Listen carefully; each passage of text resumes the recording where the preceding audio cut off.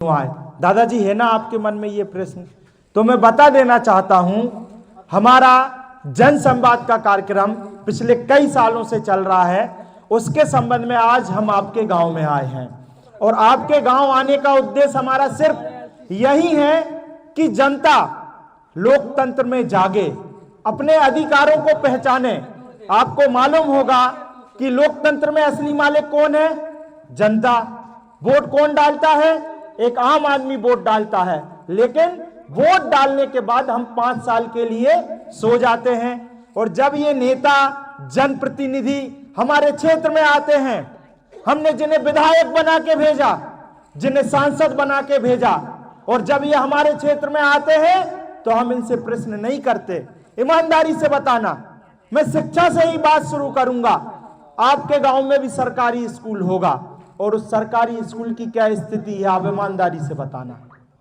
इस पूरे प्रदेश में सरकारी स्कूलों की व्यवस्थाओं को खराब कर दिया गया, क्योंकि इन नेताओं के बच्चे विदेशों में पढ़ते हैं।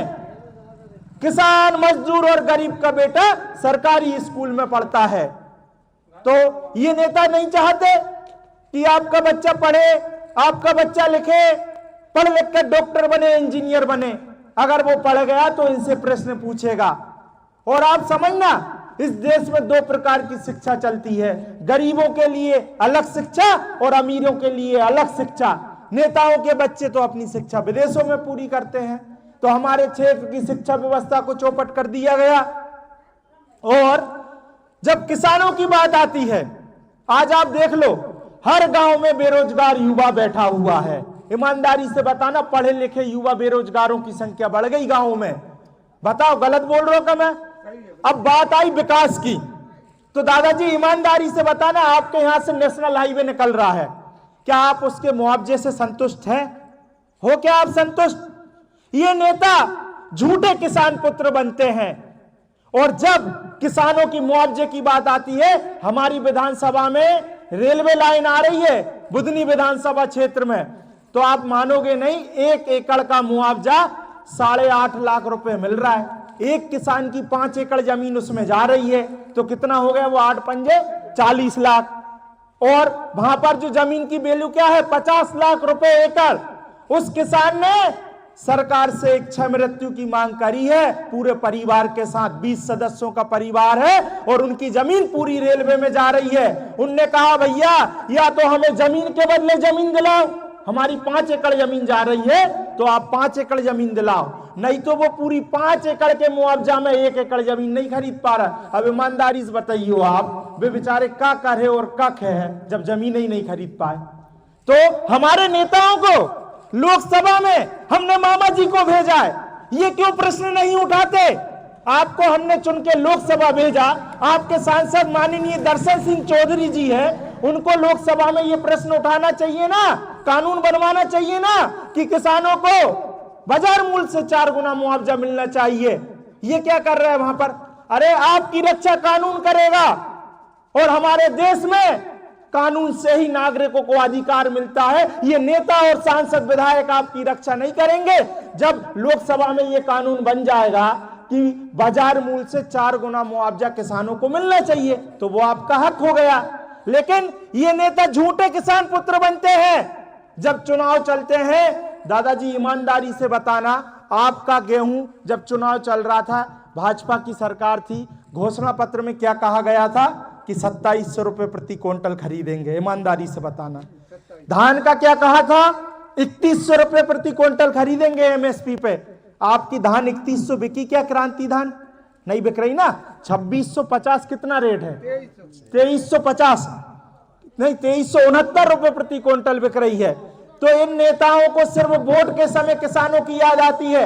आप बताना, जब कलारियों पे शराब की कमी नहीं आ रही, तो सहकारी समितियों में खाद यूरिया की कमी कैसे आ जा रही? क्या आपके पास ऐसा सिस्टम नहीं है कि आप समय पे किसानों को खाद और बीज उपलब्ध करा सको? बाड़ी में मैंने देखा लंबी लंबी लाइनें लगती, सुबह 4 बजे से किसान 4 बजे से जाके अपना नंबर लगाता है, और जब खाद मिल जाता है तो अपनी धान बेचने के लिए वेयर हाउसों पे 4-4 दिन लंबी लंबी लाइन लगाई जाती है। चलो धान भी बेच ली किसानों ने, बाकी बात बैंक से पैसे निकालो, एक मध्य लाइन में लगो। तो जे हमें लाइन में ही तो लगा रहे हैं, और जे एसी में मस्त रह रहे हैं नेता, इन्हें किसानों से कोई मतलब नहीं है। कि हम लोग किसान भाई परेशान है, बिजली के मध्य परेशान है, खाद के मध्य परेशान है, धान बेचने के मध्य परेशान है, और कृषि प्रधान देश में इससे बड़ा और दुर्भाग्य क्या होगा दादाजी। 1 किलो मक्का में हम 1 लीटर पानी की बोतल नहीं खरीद पा रहे। अपने क्षेत्र में तो मक्का होगा नहीं, लेकिन प्रदेश में मक्का होगा है। सोयाबीन को एमएसपी नहीं मिल रहा किसानों है। तो ये सरकार आपको मूर्ख बनाने का काम करती है। किसान भाइयों, अब जागने का समय है। अब मैं आऊंगा युवाओं पे।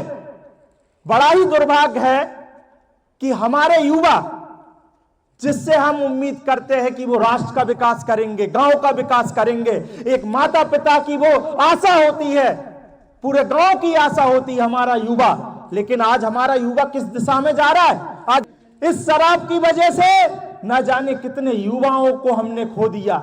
बेचारे सड़क दुर्घटना में शराब पी के गाड़ी चला रहे, एक्सीडेंट में मर गए, कई की लीवर खराब हो गए, कई की किडनी खराब हो गई। तो इसका जिम्मेदार कौन है? ये जिम्मेदारी किसकी थी कि इस क्षेत्र में शराब बंद होती? ये जिम्मेदारी क्षेत्र के जनप्रतिनिधियों की थी, जिन्हें हमने विधानसभा भेजा, जिन्हें हमने लोकसभा भेजा। ये उनकी जिम्मेदारी थी कि आपके गांव में शराब ना बिके, युवा शराब से बचे। ये जिम्मेदारी नेताओं की थी, लेकिन ये अपनी जिम्मेदारी भूल गए। तो मेरा